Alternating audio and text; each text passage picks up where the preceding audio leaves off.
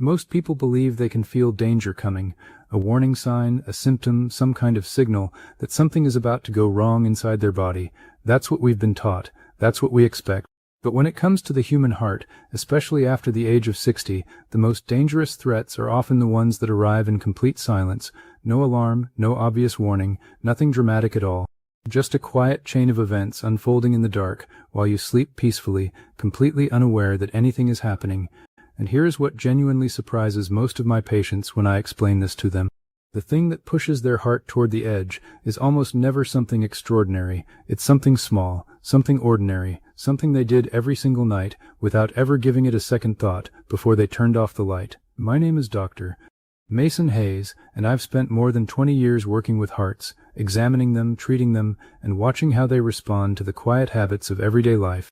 In all that time, I've noticed the same patterns repeating themselves again and again in patients who had absolutely no idea that their nightly routine was slowly working against them. Not once, not occasionally, every single night. Tonight, I'm going to walk you through those patterns. I'm going to show you the things you may be doing before bed that quietly place your heart under strain during the most vulnerable hours of your life. And more importantly, I'm going to show you exactly how to reverse them, one calm evening at a time. So stay with me, because what you learn in the next few minutes could genuinely be some of the most valuable information you receive all year. Let me begin with something most people never stop to consider. Your heart does not switch off when you fall asleep. It doesn't rest the way you rest. Instead, it shifts into a different mode of operation. In a healthy body, nighttime is when your blood pressure naturally drops, usually somewhere between 10 and 20% below your daytime levels. Your heart rate slows down. Your arteries loosen and relax. It's a beautiful biological reset, a form of overnight maintenance your body has been quietly performing every night of your entire life. But after the age of 60, that system becomes less dependable. Your blood vessels grow stiffer. Your body's ability to regulate blood pressure becomes less precise. Certain protective hormonal signals that once guarded your heart through the night begin to weaken. And with all of that, the margin for error becomes far, far smaller than it used to be. Think about it this way. During the daytime, your cardiovascular system has plenty of backup mechanisms. It can adjust, it can compensate, it can adapt to sudden changes. But at night, many of those protective systems are essentially switched off. Your body is running on a skeleton crew. That's precisely what makes the nighttime so different once you pass 60. And that's exactly why the hours between midnight and 6 in the morning carry the highest risk of heart attack and stroke for older adults. Not the busy afternoon, not the morning rush, the quiet hours. The hours when nobody is watching, but your habits are. And here's the part that truly changes everything. What happens during those dangerous hours is largely decided by what you did before you climbed into bed, the meal you ate, the medication you remembered or forgot, the temperature in your room, choices that felt completely ordinary. That's exactly what we're going to talk about, starting right now with the habit that surprises my patients the most. Let me ask you something simple. What time did you eat dinner last night? And what exactly was on your plate? I ask nearly every patient this question, and I'm continually surprised by the answers. So many people over 60 tell me they eat dinner around 8 or 9 at night, sometimes even later. A full, heavy meal, pasta, rice, meat, maybe something fried, and then they settle onto the couch, and within an hour or two they head straight to bed. I understand completely why this happens. Busy days, family schedules, habits built up over a lifetime. But from the perspective of your heart, this routine is quietly doing harm. A large, heavy meal late at night is one of the most underestimated forms of stress your heart can experience. Here's what's actually going on inside your body. When you eat a big meal, your digestive system suddenly demands a huge increase in blood flow. Your heart has to pump harder to meet that demand. Your blood pressure rises, and the fat circulating in your bloodstream, the triglycerides, climb sharply within 2 to 4 hours after eating. Now combine all of that with going to sleep. Your body expects the evening to be a time of winding down, a time of gentle recovery. Instead, your heart is forced to work overtime digesting a heavy dinner while simultaneously trying to shift into its nighttime repair mode. Those two demands pull against each other, and for someone over 60 who already has even moderate stiffening of the arteries, that internal conflict can carry serious consequences. Research has repeatedly shown that eating within 2 to 3 hours of bedtime is linked to higher nighttime blood pressure, more frequent acid reflux that can mimic or even trigger cardiac symptoms, and a greater risk of cardiovascular events during sleep. The solution isn't complicated at all. Try to finish your main meal by 6 or 7 in the evening whenever you can, And if you genuinely need to eat later, keep it light, lean protein and vegetables rather than heavy fatty foods. Does your dinner schedule sound anything like what I just described? You might be surprised how many people quietly say yes. Now I need you to pay very close attention to this next point, because this is where some of the most preventable damage happens. In my clinical experience, if you're over 60 and you take medication for high blood pressure, and statistically more than 60% of people in this age group do, then the timing of that medication matters enormously, far more than most people are ever told. For most of us, blood pressure follows a predictable daily rhythm. It rises in the morning, peaks in the afternoon, and falls at night. But a significant number of people over 60, particularly those with hypertension, never experience that normal nighttime drop. Their blood pressure stays elevated, or it actually surges during the early morning hours. This condition is known as nocturnal hypertension, and most people have never even heard of it. Yet it's dangerous in ways that ordinary daytime high blood pressure is not. While you sleep, your arterial walls are simply not prepared to withstand sudden pressure surges. A spike in blood pressure at 3 in the morning affects your arteries very differently than a spike at 3 in the afternoon. It's more likely to rupture a vulnerable plaque inside a coronary artery. It's more likely to trigger the formation of a dangerous blood clot. If you take your blood pressure medication only in the morning, it may no longer be working when your body needs it most. And if you forget it entirely, you may be leaving yourself completely unprotected during the most vulnerable hours of the night. So what should you do? Talk to your doctor specifically about medication timing. Ask whether your blood pressure medication should be taken in the evening rather than the morning. That conversation takes only 2 minutes, but it could genuinely change your future. There is strong scientific evidence suggesting that taking blood pressure medication in the evening can significantly reduce cardiovascular risk during sleep. That's not a minor adjustment. Never assume that timing doesn't matter. In cardiology, timing can make all the difference. Yet most people over 60 have never once had this discussion with their physician. Now I want you to think about someone you know who snores. Maybe it's your spouse, maybe it's one of your parents, or maybe, if you're honest, it's you. That loud, irregular rumbling in the night that most people treat as nothing more than an annoyance, something to joke about, something that earns a nudge from a partner in bed. I treat it very differently. I treat it as a warning sign of heart disease until proven otherwise. And after more than 20 years in this field, I mean that literally. Sleep apnea is one of the most underdiagnosed and underestimated conditions I encounter in patients over 60. It's estimated that more than 30% of older adults have some form of it, yet the vast majority have never been diagnosed or treated. They have no idea what it's doing to their heart night after night. Here's what actually happens during an episode of sleep apnea. You stop breathing for 10 seconds, 40 seconds, sometimes even longer, and it may happen dozens of times every hour. Each time, the oxygen level in your blood drops sharply. Your brain senses a crisis and immediately triggers a stress response. Adrenaline is released, cortisol rises.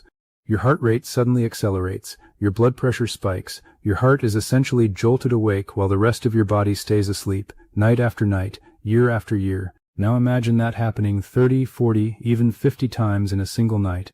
What that does to your cardiovascular system is anything but subtle. Sleep apnea is directly associated with a threefold increase in the risk of heart attack. It's also strongly linked to irregular heart rhythms, including atrial fibrillation, a condition that dramatically raises the risk of stroke, and it accelerates the thickening and stiffening of your arterial walls.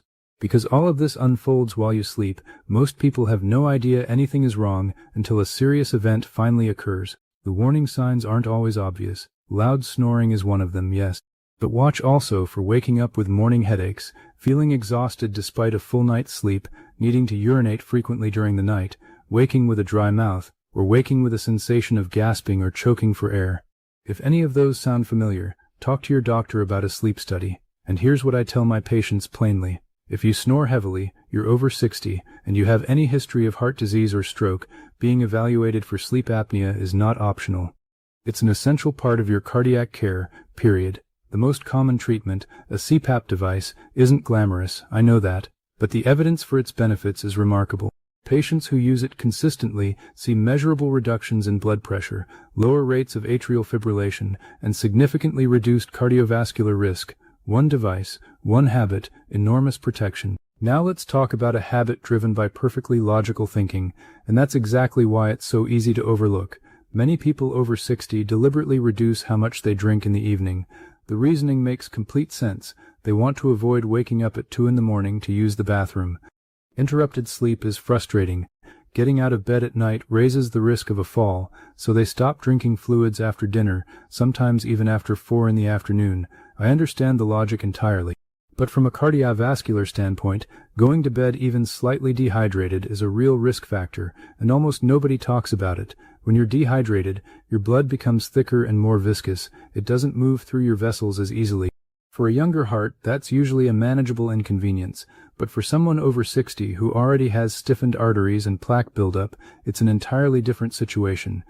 Thicker blood moves more slowly through arteries that are already narrowed, and it's far more likely to form dangerous clots. And here's the timing issue almost nobody considers. During sleep, your heart rate naturally slows, circulation slows with it. Now combine that slower circulation with thicker blood in a body lying motionless for 7 or 8 hours, flowing through arteries that may already be partially blocked. That combination, dehydration, a slower heart rate, reduced movement, and underlying arterial disease, is one of the reasons heart attacks and strokes strike so often in the early morning hours. Fortunately, the solution is remarkably simple. Drink 1 full glass of water before bed. Not a large amount, just about 8 ounces. That's enough to keep your blood from becoming unnecessarily thick while you sleep. Keep another glass on your bedside table for when you wake. If you find yourself thirsty at 2 in the morning, your body is asking for something your heart needs too. You don't have to choose between a good night's sleep and protecting your heart. Now here's another habit that surprises almost every patient because it sounds far too simple to matter. What temperature is your bedroom at night? Most people have never thought about that question from the perspective of heart health. They think about comfort. They think about preference. But your cardiovascular system actually performs best within a specific temperature range, and outside that range, your heart quietly works much harder than it should. Start with a bedroom that's too warm. When the temperature climbs above roughly 22 degrees Celsius, about 72 degrees Fahrenheit, your body must work continuously through the night to shed excess heat. Your blood vessels dilate, your heart rate stays elevated. You sweat more, which increases fluid loss and brings us right back to dehydration. And just as importantly, your sleep quality declines. You spend less time in the deep, restorative stages of sleep, the very stages when your heart does its most important overnight repair. Now the opposite extreme. A bedroom that's genuinely too cold, below roughly 16 to 17 degrees, creates a different kind of stress. Cold causes your blood vessels to constrict to preserve your core temperature. As they tighten, your blood pressure rises, and your heart must pump against greater resistance. For someone already living with coronary disease or hypertension, that nighttime rise is far from insignificant. The ideal bedroom temperature for both quality sleep and cardiac protection sits between 18 and 22 degrees Celsius, or 65 to 72 degrees Fahrenheit. Within that range, your body stays in a thermally neutral state, your vessels stay relaxed, your heart rate stays low and steady, your sleep stays deep. One simple thermostat setting, real protection. Everything I've described might sound like a long list of things to worry about, but I want you to see it differently. Put all 5 habits together, and what you actually have is a practical blueprint for protecting your heart every single evening. I call it the heart-safe evening routine, and it fits into ordinary life without demanding dramatic change. Between 6 and 7, eat your main meal, lean protein, vegetables, a moderate serving of carbohydrates if you need them. Not a feast, not skipping dinner, just a balanced meal at a reasonable hour, giving your heart 3 to 4 hours to finish digestion before sleep. Around 7, focus on water and your medications. If your doctor hasn't discussed the timing of your blood pressure medication with you, let this be your reminder to have that conversation. Between 8 and 9, enter your wind-down period. Take a gentle walk, read, have a calm conversation, and step away from bright screens, which suppress melatonin and keep your nervous system alert far longer than it should. By 9, prepare your bedroom, adjust the thermostat, open a window briefly if needed. Place a glass of water on your nightstand. Those tasks take less than 90 seconds, but they matter. By 10, be in bed, and one final detail that costs nothing. If you snore, or if someone has told you that you stop breathing while you sleep, try sleeping on your side rather than your back. Sleeping on your back can dramatically worsen airway obstruction, and simply changing position can meaningfully reduce apnea episodes while you arrange a proper evaluation. Now I'd like to speak to you honestly for a moment, not as someone making a video, but as a physician who has spent decades caring for hearts. I've sat with families in hospital waiting rooms at dawn, families who had no idea anything was wrong when they said goodnight just a few hours earlier. I've seen patients who had been planning their grandchildren's birthday celebrations only a week before, and case after case, the contributing factors were never mysterious: a late dinner, a missed blood pressure pill, a bedroom that was too warm, a body that quietly grew dehydrated, an airway that had been collapsing silently for years while everyone assumed the snoring was harmless.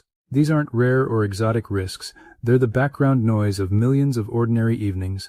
But that background noise, repeated night after night, year after year, can eventually become the event that no one saw coming, because no one knew where to look. Here is the greatest lesson these years have taught me. Most of the failing hearts I've encountered did not fail because of bad luck. They struggled because of missing information the patient simply never received.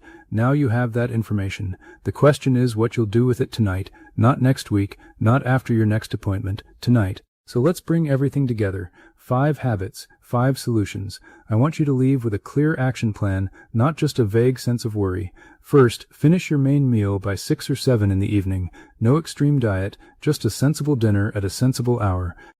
Second, speak with your doctor about the timing of your blood pressure medication and specifically ask whether taking it in the evening would be right for you. That single conversation could be the most important medical discussion you have this year. Third, if you snore, wake up exhausted, or if anyone has told you that you stop breathing while asleep, get evaluated for sleep apnea. Once you're over 60, this isn't optional, it's essential. Fourth, drink 1 glass of water before bed and keep another on your nightstand. Don't let your blood grow thicker overnight simply because you wanted to avoid getting up. Fifth, keep your bedroom between 18 and 22 degrees Celsius or 65 to 72 degrees Fahrenheit. That one simple adjustment helps protect your vessels and costs absolutely nothing. Now I'd like to ask you something directly, and I truly appreciate your answer. Which of these 5 habits do you recognize in yourself? I have a feeling at least 2 or 3 probably sound familiar, and if they do, you're certainly not alone. Most of my patients recognize themselves somewhere on this list. The difference is that now you know exactly what to do about it. If you found this helpful, please share it.